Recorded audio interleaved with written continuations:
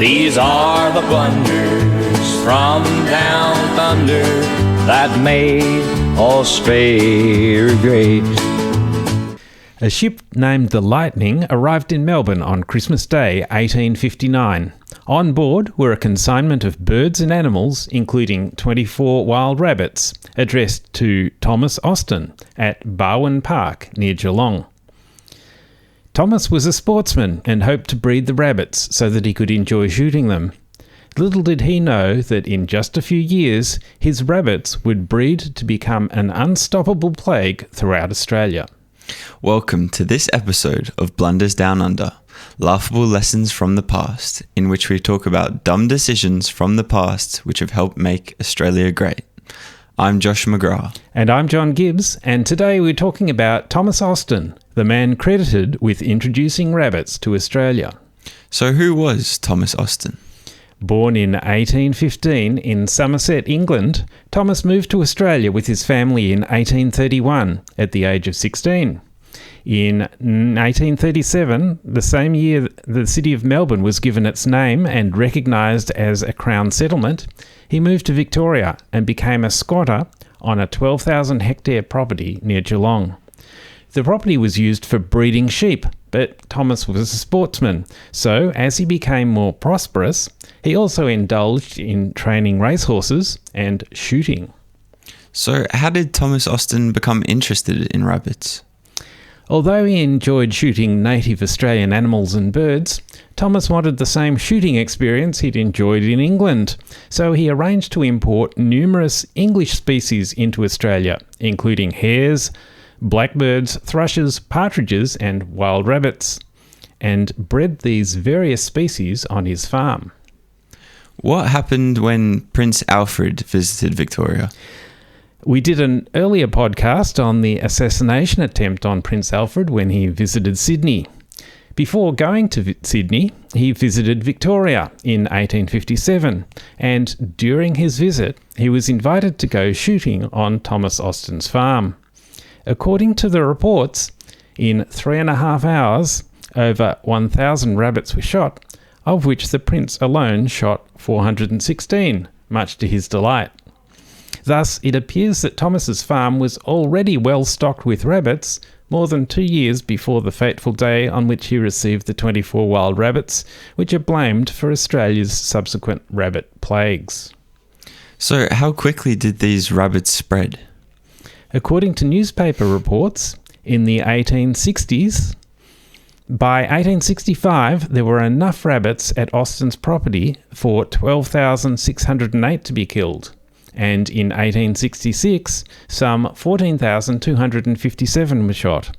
By 1868 their burrows were said to extend along the banks of the Barwon River, a distance of 25 miles.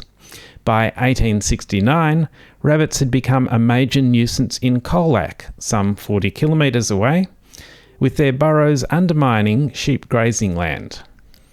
And how did the spread of rabbits continue after 1870? By 1874, rabbits were a pest in several large pockets in the western half of Victoria. In 1875, the South Australian Parliament enacted a law designed to curb the spread of rabbits. By the mid-1880s, rabbits had become a major nuisance in New South Wales, and by 1886 they had reached the Queensland border. In 1887, the New South Wales government offered a £25,000 reward for any method of success not previously known in the colony for the effectual extermination of rabbits. What did the colonial governments do to try and stop the spread of the rabbits? The governments attempted to contain the rabbits by building rabbit-proof fences. These were said to be the longest fences in the world.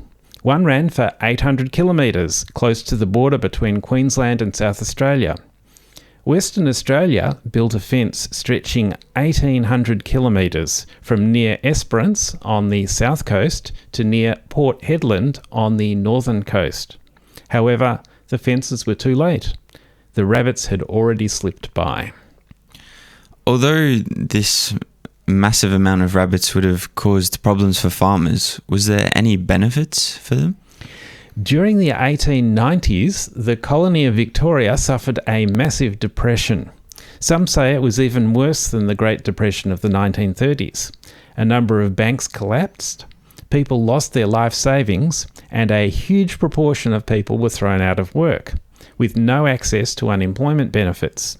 Many people were able to survive by trapping and eating rabbits. Were people able to earn a living catching rabbits? Many people did become professional rabbiters. They were paid for each rabbit that they killed, and at the peak of the rabbit invasions, some professional rabbiters were earning more than top shearers.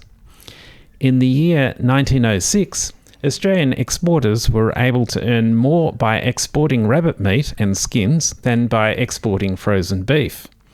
In that year, 22 million frozen rabbits were exported, mainly to London. However, the money earned from selling rabbits was small compared with the amount of money that could have been earned from wool if the rabbits hadn't taken over sheep pasture land. Well, tell me, what ecological problems have been brought about by rabbits? Rabbits tend first to deplete the natural pasture vegetation and then to consume woody vegetation, including small shrubs and the leaves and bark of trees. They often kill young trees by ring-barking them. As they eat native plants, they leave the topsoil exposed and vulnerable to erosion. When the topsoil is eroded away, it may take hundreds of years to regenerate. Rabbits are believed to have been responsible for the extinction of numerous plant and animal species. Well, what methods are there for controlling rabbit populations? Shooting is one of the most common methods and can be used to keep populations in check in places where numbers are already fairly low, but it's not effective for large-scale eradication. Poisoning can be effective in destroying a local population, although reinfestation usually follows. Ferrets can be used to hunt rabbits, but there's a limit to the number of rabbits that one ferret can hunt. Trapping using leg-holding spring traps can be effective, but is labour-intensive. And how effective have biological measures been in controlling rabbits? Attempts were made since at least the 1880s to find a contagious disease which might wipe out the rabbits. Finally, in 1950, the myxoma virus was released into Australia's rabbit population, causing it to drop from an estimated 600 million to 100 million. However, the remaining rabbits became genetically resistant and the population started to grow again.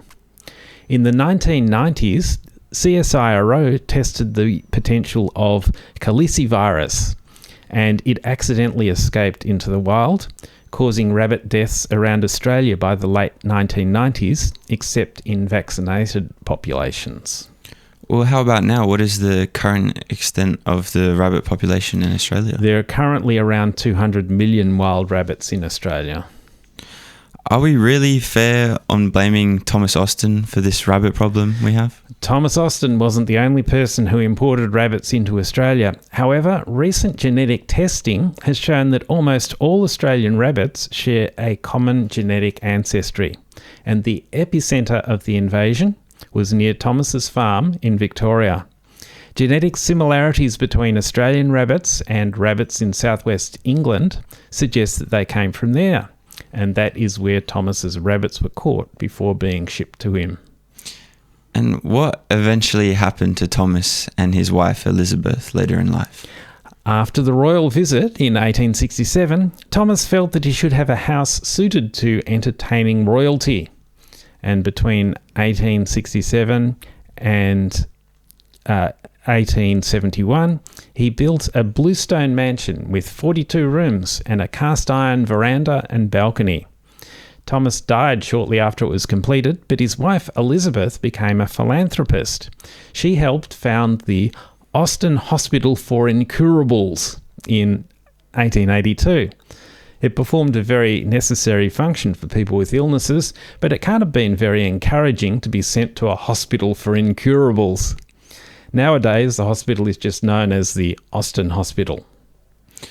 So what's the moral of this story? It is surprising how a small and seemingly harmless act can have devastating consequences for generations to come.